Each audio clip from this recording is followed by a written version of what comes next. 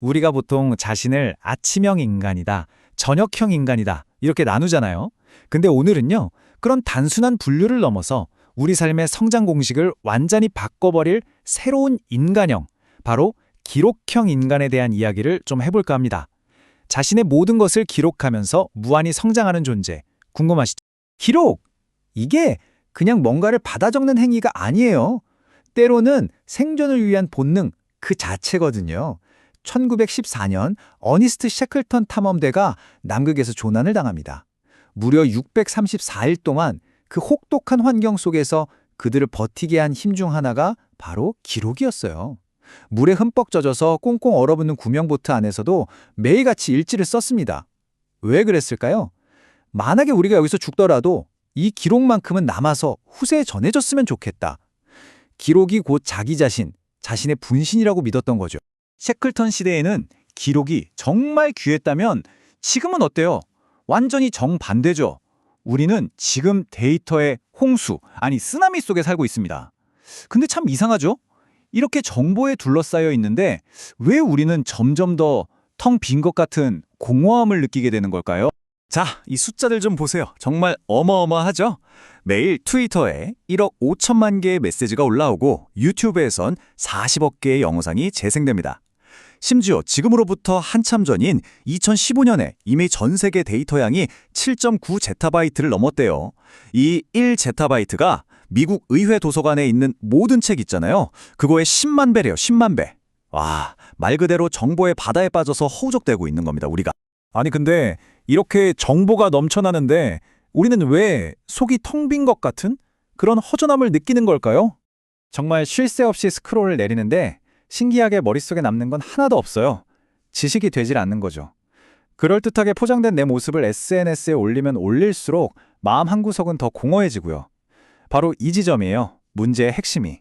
세상의 모든 기록은 홍수처럼 넘쳐나는데 진짜 중요한 나의 성장을 위한 기록은 아주 심각한 가뭄 상태라는 거죠. 그러니까 진짜 해결책은 정보를 더 많이 보는 게 아니에요. 완전히 다른 종류의 정보, 바로 나를 성장시키는 기록의 답이 있습니다. 내 과거를 기록해서 스스로에게 피드백을 하고 거기서 얻은 교훈으로 현재를 관리하고 또 미래를 만들어 나가는 사람. 이 슬라이드가 말하는 기록형 인간이 되는 것.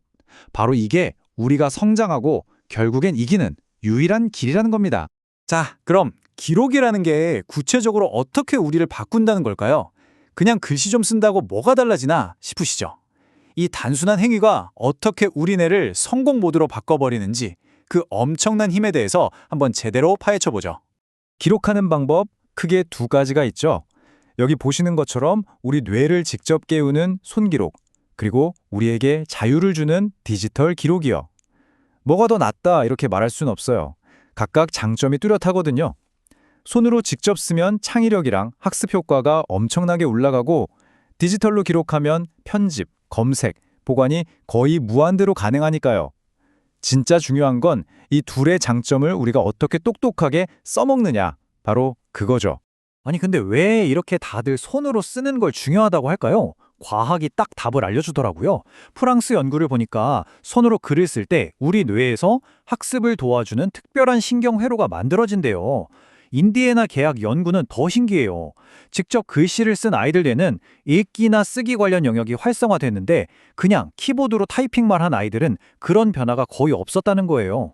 그러니까 손으로 쓰는 행위 자체가 뇌 근육을 직접 단련시키는 일종의 뇌 운동인 셈이죠. 이런 기록의 힘은요, 역사 속 위인들이나 잘 나가는 회사들을 보면 바로 증명이 돼요. 이 사람들은 과연 어떻게 기록을 했을까요? 그 위대한 습관들을 한번 들여다보겠습니다. 자, 먼저 다산 정약용 선생. 이분은요, 18년 동안이나 끔찍한 유배 생활을 하면서 책을 무려 500권을 쓰셨어요. 500권! 그게 어떻게 가능했을까요? 어떤 생각이든 스치면 바로 기록하는 습관, 그게 원동력이었던 거죠. 현대로 와볼까요? 삼성 창업주 고 이병철 회장님은 매일 아침 그날 할 일 10개에서 20개를 꼼꼼하게 메모하면서 하루를 시작했대요. 그 사소해 보이는 메모가 쌓이고 쌓여서 지금의 삼성을 만든 그 단단한 초석이 된 겁니다. 정약용 선생이 남긴 말이 정말 기가 막힙니다. 머리를 믿지 말고 손을 믿어라. 기억은 흐려지고 생각은 사라진다. 습관처럼 적고 본능으로 기록하라. 와, 정말 시대를 관통하는 말 아닌가요? 이 기록의 힘이라는 게 개인한테만 해당되는 게 아니에요. 기업 전체를 움직이는 거대한 엔진이 될 수도 있습니다. 이랜드 그룹의 지식 경영이 딱 그 사례인데요. 여기서는 직원 한 명 한 명의 사소한 기록이나 노하우까지 싹 다 모아서 지식 데이터베이스라는 거대한 자산으로 만들었어요. 결과가 어땠을 것 같으세요? 중국 상하이에 스파워 1호점을 열었는데 단 3일 만에 매출 7억 원. 7억? 이건 뭐 운이 좋아서 된 게 아니에요. 철저하게 시스템으로 이긴 거죠. 한 사람의 기록이 모여서 얼마나 큰 성공을 만드는지 보여주는 완벽한 증거입니다. 자, 그럼 이제 제일 중요한 파트입니다. 여기저기 흩어져 있는 내 기록들, 이걸 어떻게 성공을 위한 강력한 무기로 만들 수 있을까? 그 구체적인 시스템을 지금부터 딱 알려드릴게요. 핵심은 이거예요. 그냥 막 적는 게 아니라 관리된 기록이 진짜 강력한 힘을 갖는다는 거. 이 간단한 3단계 시스템만 따라하면 여러분의 정신없는 메모들이 성공을 위한 엔진으로 바뀔 겁니다. 버릴 건 버리고 종류별로 정리하고 그걸 계속 유지하면서 써먹는 거죠. 이 3단계가 계속 돌아가는 거예요. 자, 이 3단계 하나씩 한번 제대로 부숴보겠습니다. 첫 번째 관문은 구분하며 버리기, 두 번째는 분류하며 정리하기, 마지막은 유지하며 활용하기. 준비되셨죠? 첫 번째 단계. 이게 어쩌면 제일 어려울 수도 있어요. 바로 버리기. 기록 관리의 시작이 버리는 거라니 좀 아이러니하죠? 우리 다 그렇잖아요. 아, 이거 언젠가 쓸 것 같은데 하면서 그냥 다 쌓아두는 거. 근데 이 황금률 하나만 기억하세요. 이 기록이 내 성장에 도움이 되나? 이 질문 하나만 딱 던져보세요. 대답이 아니오라면 과감하게 버리는 용기가 필요합니다. 당장 성과랑 상관없는 파일, 검색하면 1초 만에 나오는 자료들, 이런 것부터 정리하는 거예요. 두 번째 단계는 분류하며 정리하기입니다. 구슬이 서말이라도 꿰어야 보배라는 말, 딱 그거예요. 아무리 기록이 많아도 필요할 때 못 찾으면 그냥 쓰레기죠. 관리의 목적은 결국 활용이거든요. 예를 들면 컴퓨터 D드라이브에 업무, 공부, 개인용 이렇게 큰 폴더 3개 딱 만들고요. 파일 이름은 2479-주제-이름처럼 날짜를 포함해서 규칙을 정해두는 거예요. 이 습관 하나가 나중에 여러분의 시간을 엄청나게 아껴줄 겁니다. 자, 마지막 세 번째 단계, 유지하며 활용하기입니다. 여기서 제일 중요한 게 뭐냐면요. 정리가 한 번 하고 끝나는 이벤트가 아니라는 거예요. 슬라이드에 나온 이 말처럼 정리는 스킬이 아니라 태도고 습관입니다.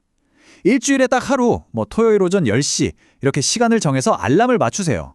그리고 그 시간에는 꾸준히 여러분의 기록들을 돌봐주는 겁니다.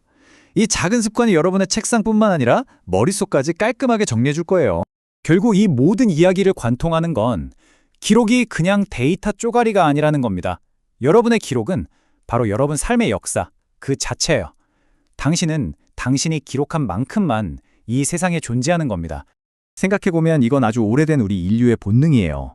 나를 좋은 모습으로 남기고 싶고 다른 사람에게 좋은 사람으로 기억되고 싶은 마음. 우리가 매일 남기는 그 사소한 기록 하나하나가 나라는 사람의 인생 도서관을 채우는 세상에 단 하나뿐인 책이 되는 거죠. 1000년 뒤에 당신은 오직 기록된 만큼만 존재할 것이다. 이 문장 가슴에 한번 새겨보세요. 자, 오늘 당신은 무엇을 기록하시겠습니까?